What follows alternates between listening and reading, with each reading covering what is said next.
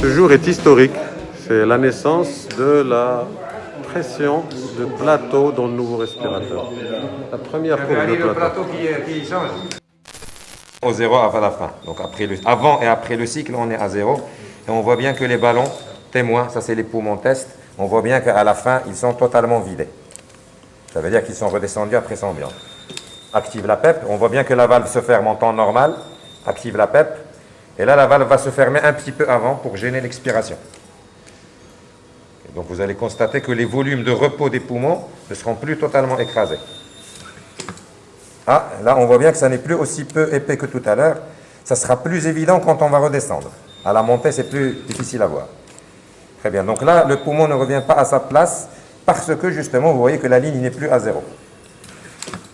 Désactive la PEP et redescend à zéro. Et là, on voit ici que l'expiration qui va venir va être beaucoup plus marquée jusqu'à ce que ça se collabe. Vous voyez, avant ça se collabait, hop, voilà. Donc ça, encore une fois, le poumon est revenu à son niveau zéro de pression. Et ça se voit.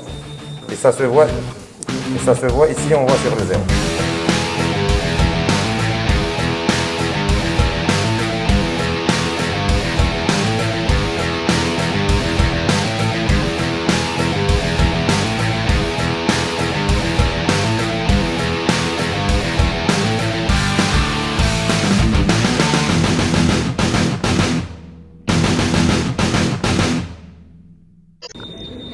Donc là, on est branché sur la machine industrielle.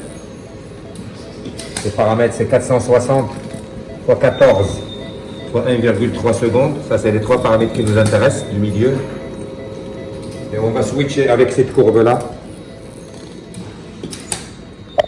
Et les paramètres suivants. Vous allez voir que même si on a réglé là-bas 460, ici j'ai 420. Donc on a quand même...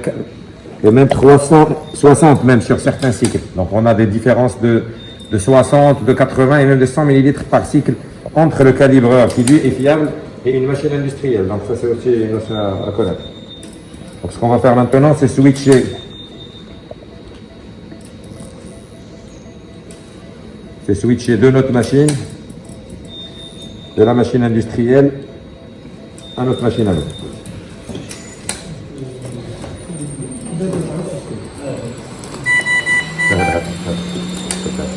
عندك سيوات عندك نزر نفسك زر لي انا ماشي شويه عندي زيد voilà.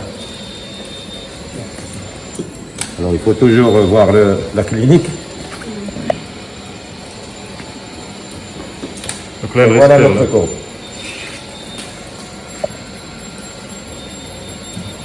Il est en train de zoomer. Tu as une PEP là-bas, Yak? Oui. Très bien.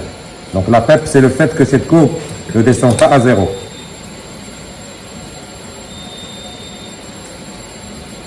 Et le thorax se soulève très très bien. Et il y a la PEP, tu peux l'enlever directement de descendre à zéro. Là on fait ça après. Oui. Et là. Ah, tu as télécommande. Très bien, magnifique. Et donc là la pression descend à zéro. Oui. Donc notre PEP est maintenue. C'est évident. À l'image. Ça c'est notre respi qu'on a débranché. Hein. Il n'est pas content, il est jaloux, même les respirateurs sont jaloux. Donc là on va remettre la PEP. La malade est encombrée, parce qu'on a enlevé la PEP. Tu peux remettre une PEP à Mohamed à 6. Bluetooth s'il vous plaît, hein. Tout ça est réglé.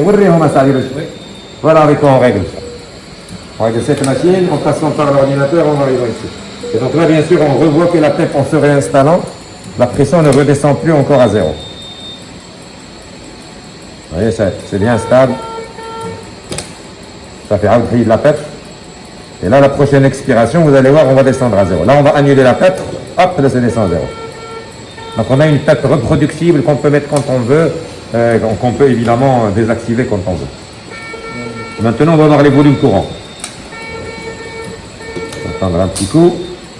Alors tout à l'heure, on avait 460 ici et les machines ici nous donnaient 300 et quelques. Là, avec notre machine sur 460, on a 430. On est plus proche avec notre machine qu'avec... Oui, monsieur.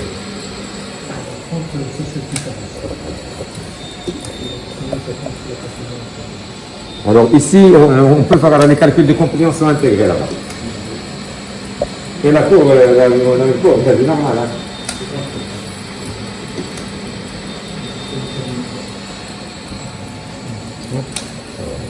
C'est bon. Donc on a des volumes qui, si 433, 452 même par rapport à 460.